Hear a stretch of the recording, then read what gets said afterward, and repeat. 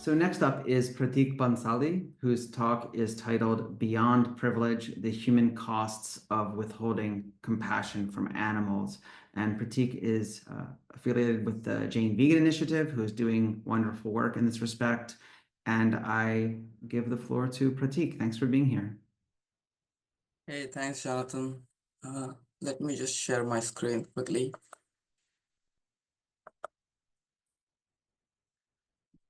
Is my screen visible and is my audio clear? Okay, thank you.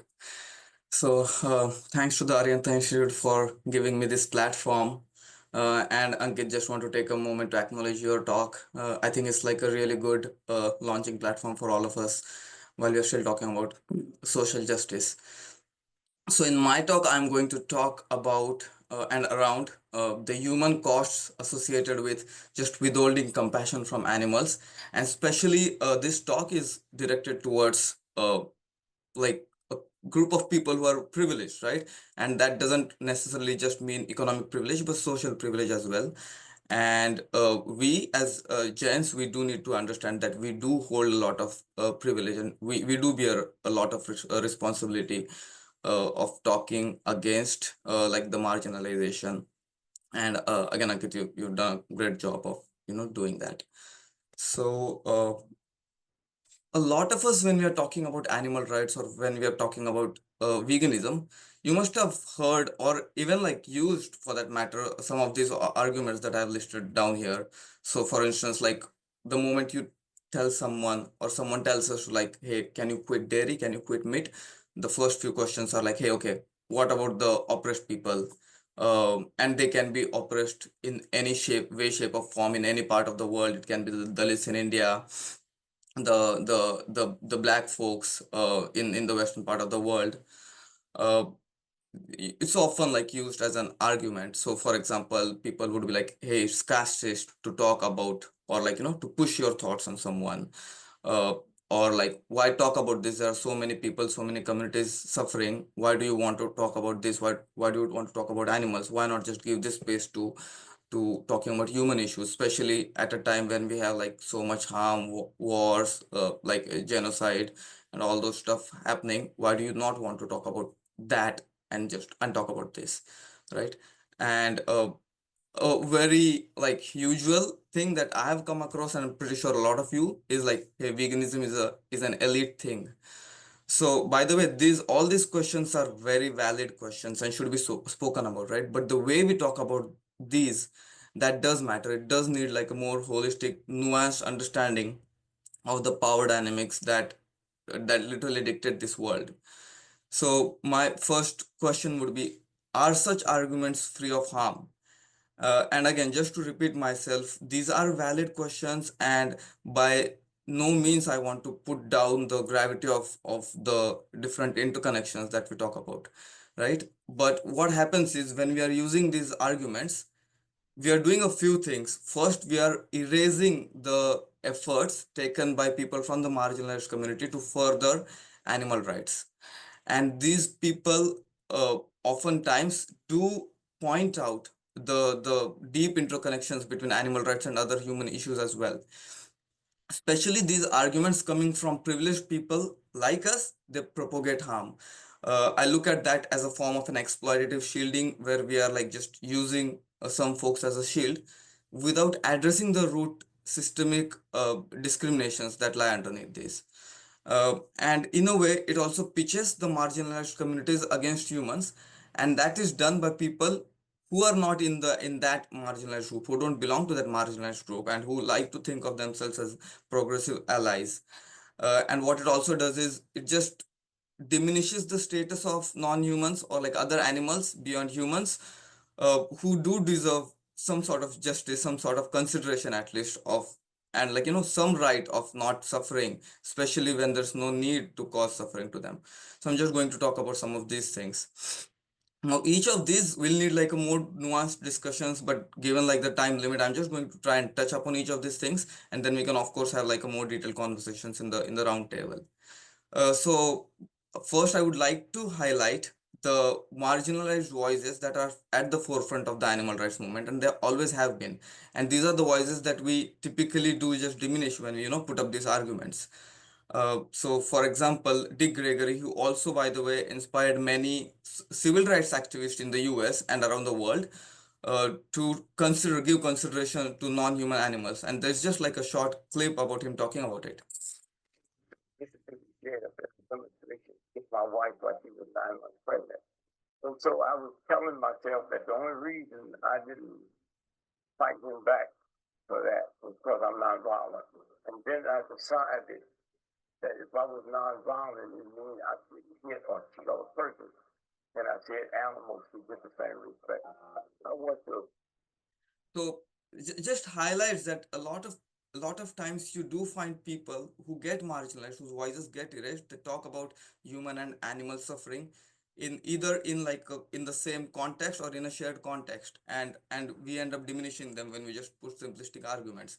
And these are not just some individuals. I've listed down some individuals here, but you will find them in all different walks of life. Here I've tried to choose like balance between people who have been on this planet, who have spoken, and then even people who currently talk about it. For example, Angela Davis, in her landmark book, Freedom is a Constant Struggle, she does talk about capitalism, but does not forget to include animals in that discussion about capitalism, in the discussion about the Palestinian conflict, in the discussion about the black civil rights in the US.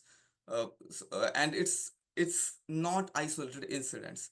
Uh, a simple Google search, and if you go into detail, you will find multiple sources that have multiple surveys about this. In the US, especially, the fastest growing vegan population is Black Americans, and even within that demographics, you find Black African American women's who talk about and are vegan. So yes, whiteness, casteism in animal rights movement is also a fact. Like all other movements like feminism, you do have voices being overshadowed. But the answer to that is not diminishing the voices which are already talking about this. And while we are on this, Aryanta Institute has, I don't know if the course has started, and maybe like Jonathan, Chris, someone can talk about this. They do have a course coming up. Just wanted to mention that by Christopher Sebastian, and I'm pretty sure he's going to talk a lot about this as well. So might be a worth course just to enroll into. Uh, and these examples that I was talking about, they're not limited to any geographical area. I do want to talk about Dr. Ambedkar. And by the way, there's not a lot of research on his personal food habits, though he was influenced by Buddhism in the later part of his life. But he is someone who is probably one of the greatest social justice pioneers in India and known worldwide. His work on the annihilation of caste, the untouchables, and even his work in spearheading the Constitution of India, where he makes sure it minimizes it attempts to minimize the discrimination and disability that has been systematically propagated. So he extensively writes about the link between purity politics, casteism, vegetarianism in India. Uh, but even while he does that, in his 22 vows that he encountered, the vows that he administered to like hundreds of thousands of people from marginalized community, he does not forget to mention animals, doesn't forget to mention other living beings. So this is just to highlight that people even talking about these interconnections, they do understand that you just can't have simplistic arguments saying, hey, what about this, what about that. You do need to give valid consideration even to animals. And this takes me to my next part, which is which is the real disastrous effects of animal exploitation by the privileged on the oppressed. uh, I'm just sharing a few things here, and each of these deserve like hours worth of conversations, right? So the location of slaughterhouses that you see in India and everywhere, usually like a high concentration in areas where you have underprivileged, marginalized, victimized populations. These populations therefore are also victims of pollution that come from these industries, water pollution, all the waste being discharged into the water bodies around there. The employee demographics is hugely represented by black communities, Dalits, Muslims, etc. They are paid extremely low wages, work in really dangerous conditions, and we do need to give a thought to like what these industries actually stand for. though this is not exclusive to the animal exploitation industry, but in the animal exploitation industry, this is inherent. You do have a lot of psychological impact. There's host of research out there within and outside India of how these impacts usually ripple, and they have a ripple effect in their personal lives. You have high rates of PTSD, even domestic violence. There's a lot of links among there. One thing that I do want to highlight is purity politics. There's a lot of stigmatization that is kind of forced on people. Uh, in India, if you talk about it, it's like the quote unquote upper caste people doing that to the lower caste people, and that has been happening for thousands of years and still continues. And one example is most of these huge companies, if you look at their names, these are not Indian, like, sorry, not Hindu sounding name, right? They do sound like either Arabic, Muslim names, but all these big companies are actually like a Muslim thing. Hey, Jonathan, do you want to talk right now? I just saw your raised hand. Okay. So yeah, there's a lot of use, there's a lot of victimization and weaponization where people from the dominant communities and dominant castes use certain names just to create a stereotype, and that's something that's so prevalent in the animal agriculture and animal exploitation industry. Even when we just talk about who gets harmed, this is just I posted this like maybe a year or two ago on my Instagram feed, and you have a lot of research around this. So the places suffering of hunger, when we talk about, hey, what about the people who don't have access to food? If you look at the land use by the people who have privilege, including in the US, you see, if you just put all this together, you see that most of the land used for agriculture, it gets used uh, for land. It's linked to animal agriculture, but the amount of calories that it gives is really small. So what you're doing is you are taking food away from these countries who are suffering, and it's we who are consuming all this food. So while we give these excuses, in the process what we are doing is we are propagating harm by refusing to acknowledge our own actions, and by refusing to refrain from these practices and from this diet lifestyle, or like clothing lifestyle, etc., etc. You should give a follow to like Dr. Tushar Mehta's work. He does talk about it a lot on his website, Plant-Based Data. Don't really have a time to go deep into this, but it's worth giving a try. So just wanted to give a shout out.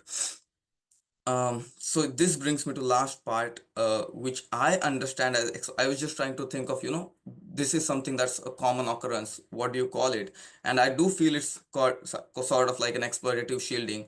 And what is that? That's like individuals, often from social privileged backgrounds who have access, they cite the oppressed to justify, continuing their own inaction, basically. And instead of challenging the systems, they use this systemic discrimination as a tool to just living their comfortable lifestyle and their indulgence.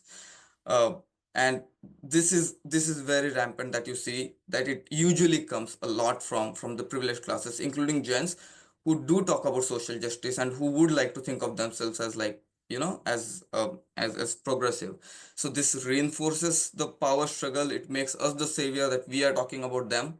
It erases the marginalized voices who take a lot of effort to further the animal rights and such philosophies in their communities. We are weaponizing suffering because it's not real.